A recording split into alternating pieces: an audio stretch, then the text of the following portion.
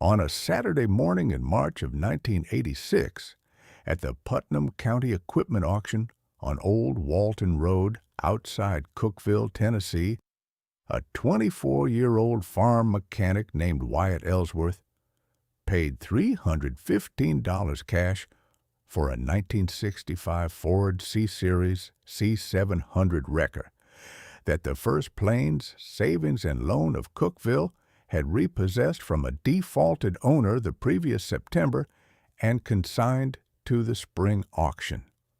The truck sat at the back of the gravel lot beside a row of dented logging trailers and a 1972 Massey Ferguson combine with the wheels removed.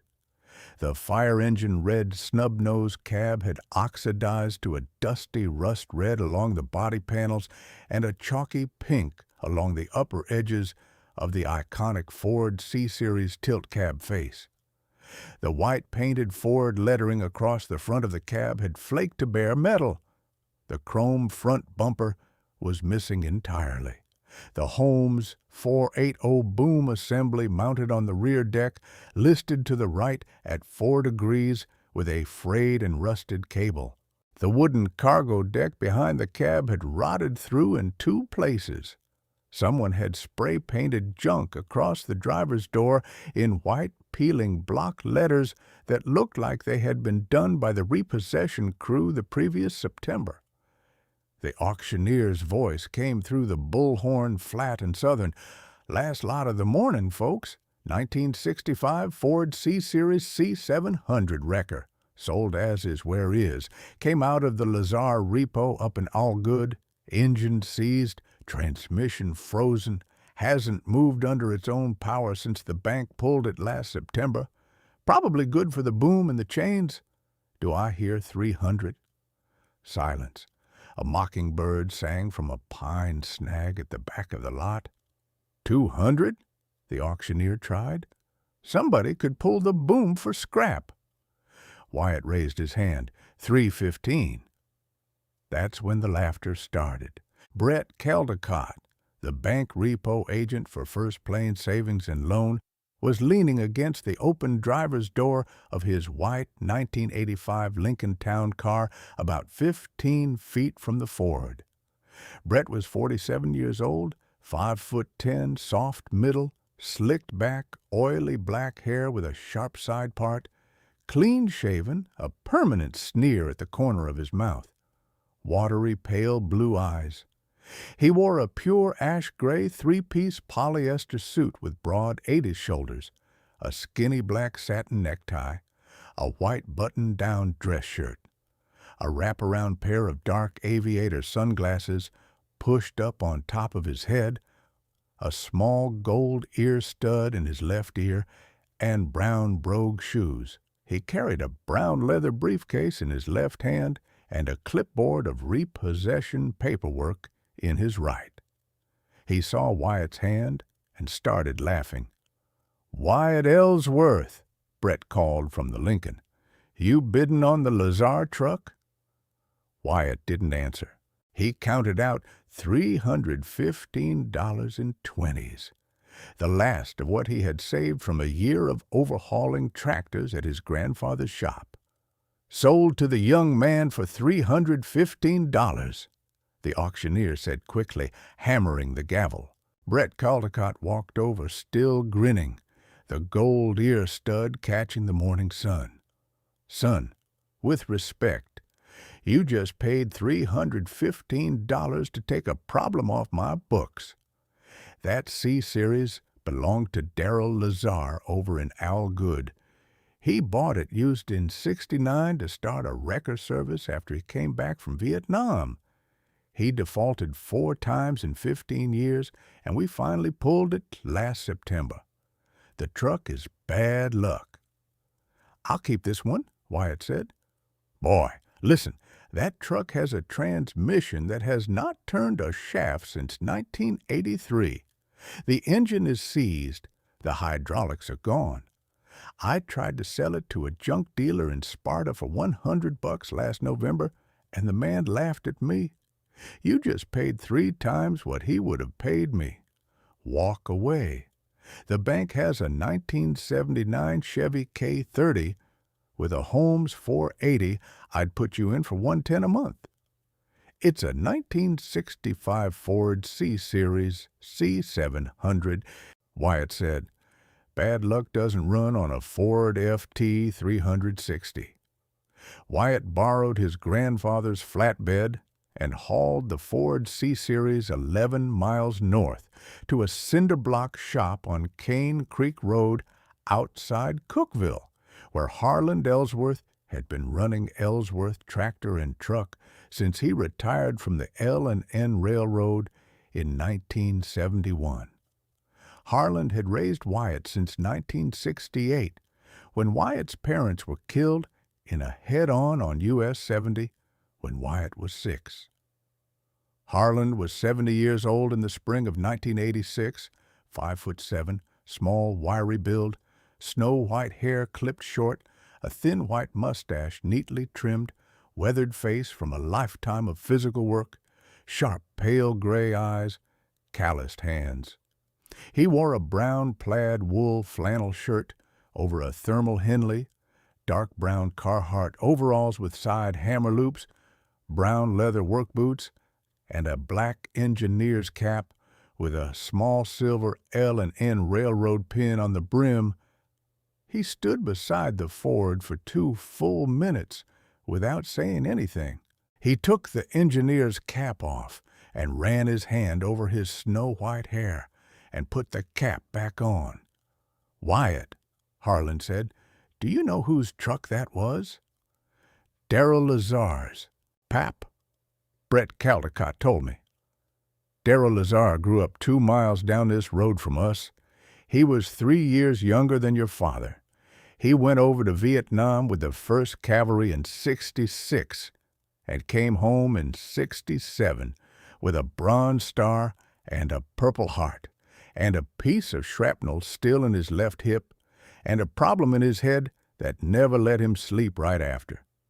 He married a Cookeville girl named Mara in '68, and they had a son, Eli, in '69. He bought that C-Series wrecker used in '69 with a VA loan and ran a small wrecker service out of a barn on his parents' old place in Algood. He couldn't get the war out of his head. He started drinking. Mara took Eli and left him in '76. The boy was 7. He hasn't seen his father since. Darrell has been a slow suicide for 10 years. The bank has been after him for back payments since '83. They finally pulled the truck last September. The truck is not bad luck. The truck is the only honest thing Darrell ever owned. Will it run again? Anything will run again.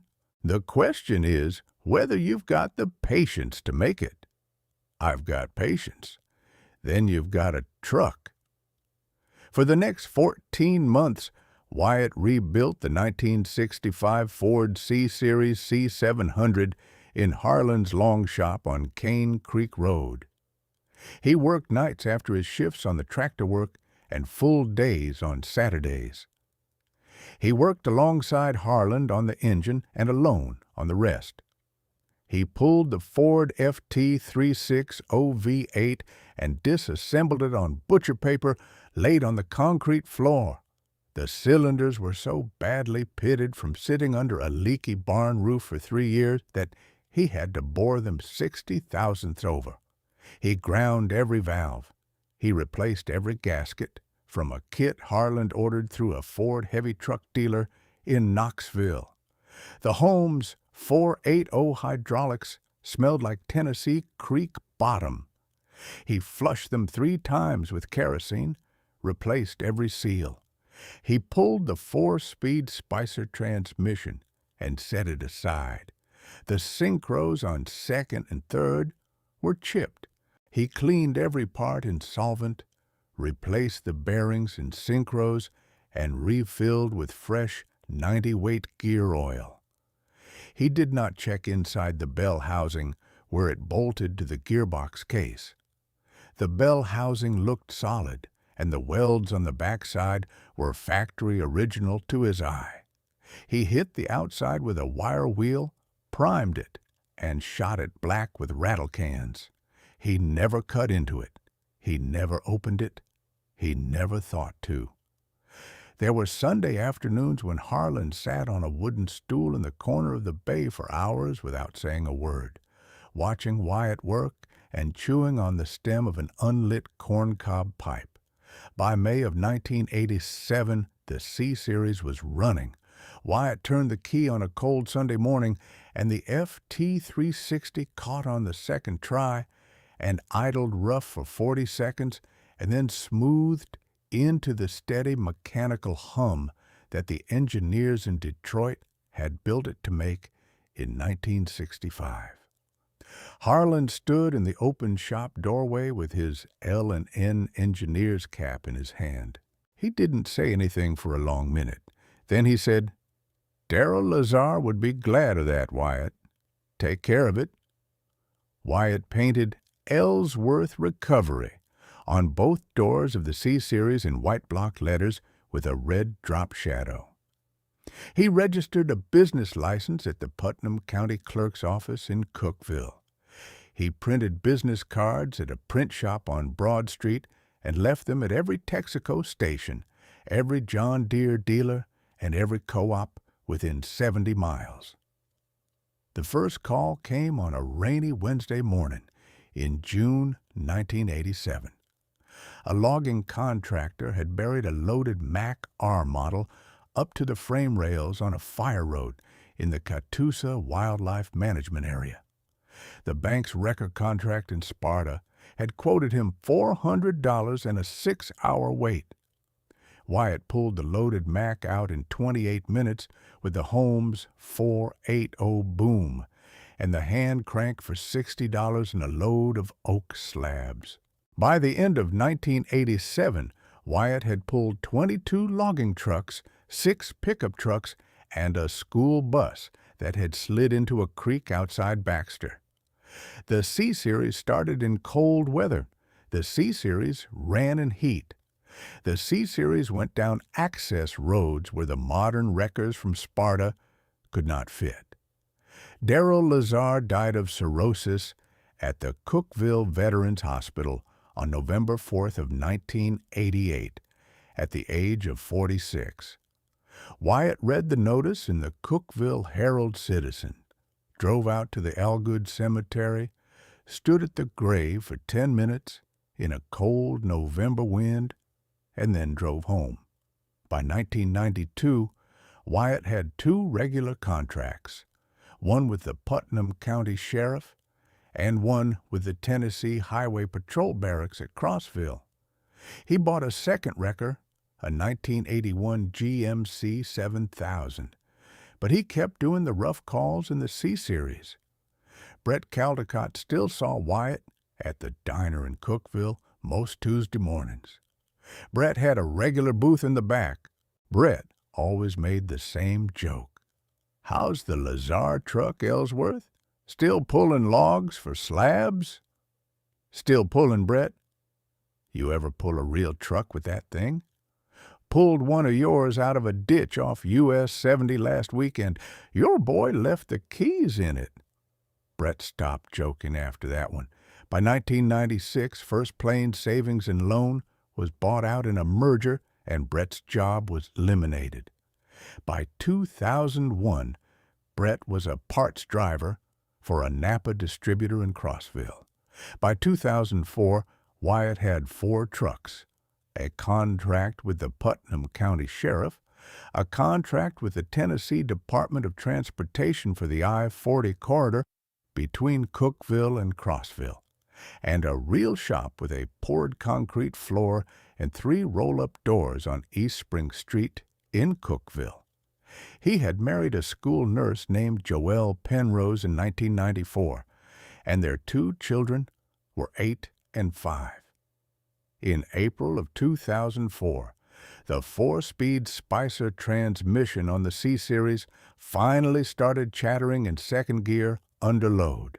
Wyatt pulled the truck into the south bay of his shop on a warm Saturday morning, drained the gear oil, and pulled the gearbox off the back of the bell housing. he set the gearbox on the steel rack. Then he turned to the bell housing itself and tapped it with the handle of a screwdriver to listen to the sound of the welds before he pulled it off the back of the engine. The bell housing rang strangely. It rang flatter than a bell housing should ring. Wyatt put down the screwdriver and looked at it for a long minute. Then he picked up an angle grinder and cut a slow rectangular hole 6 inches by 3 through the upper face of the bell housing, where the rectangular cavity inside the curve of the steel would have given the most room. The orange sparks fell to the concrete.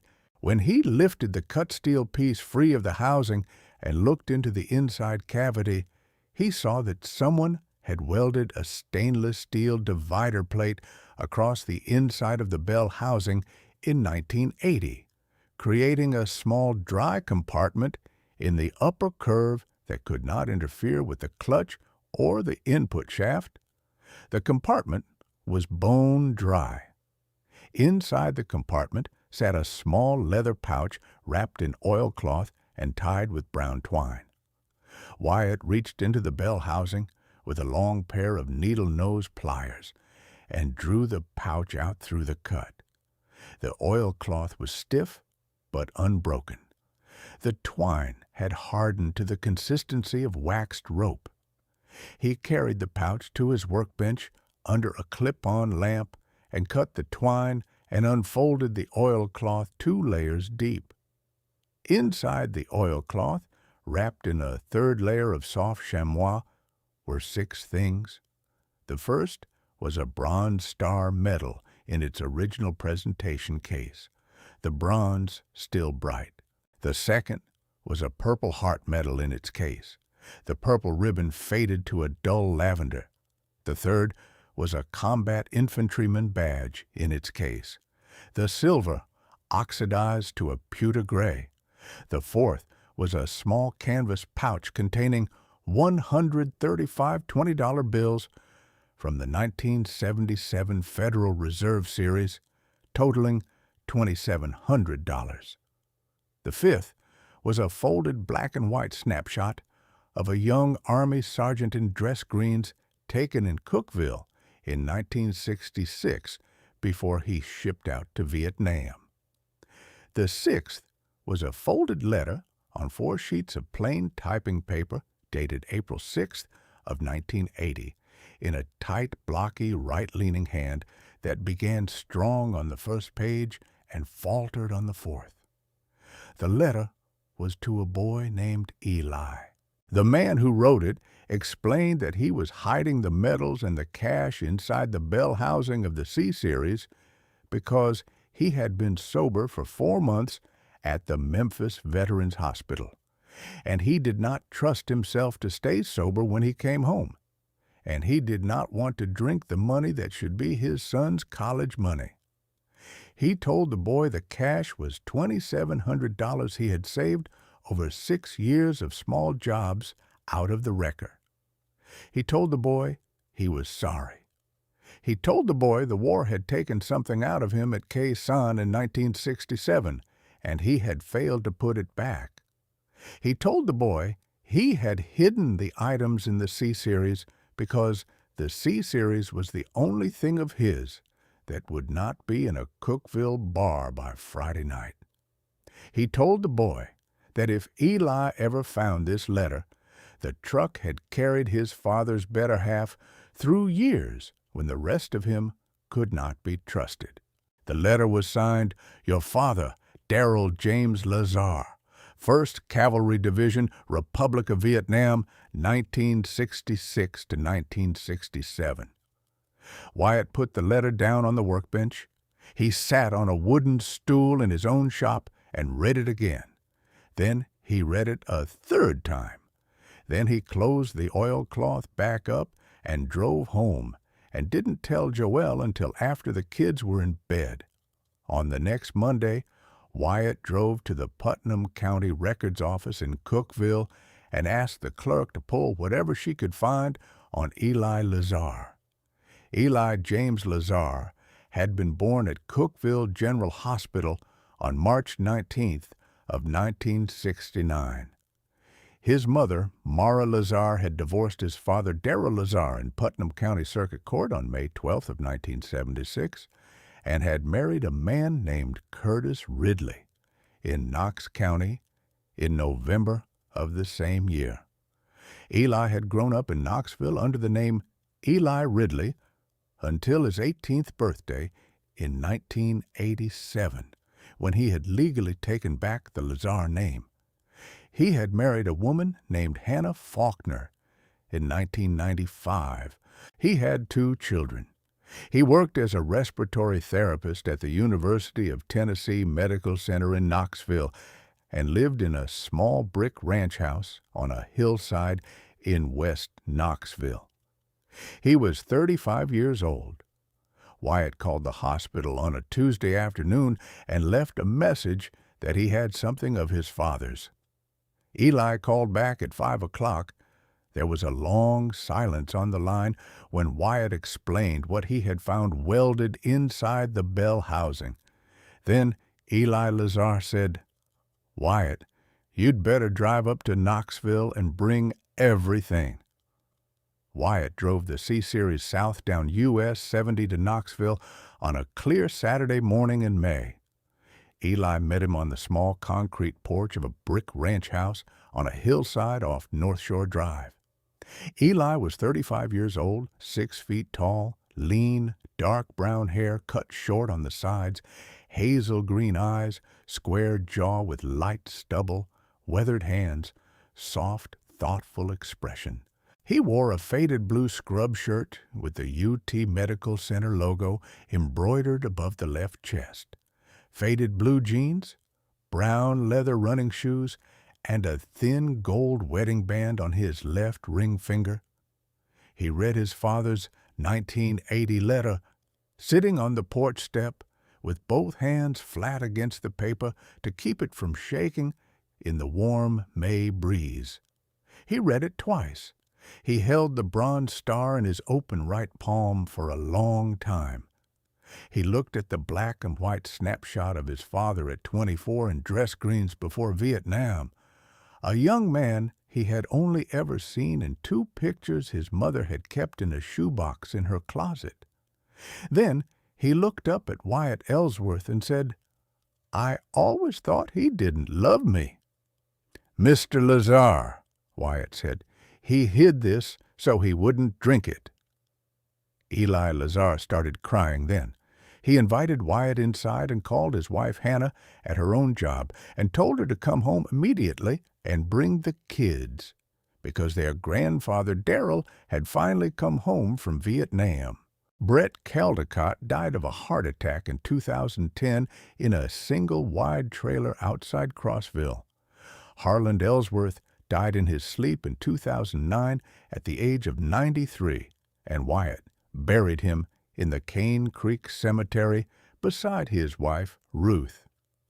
By 2024, the 1965 Ford C-Series C700 was 59 years old and still ran.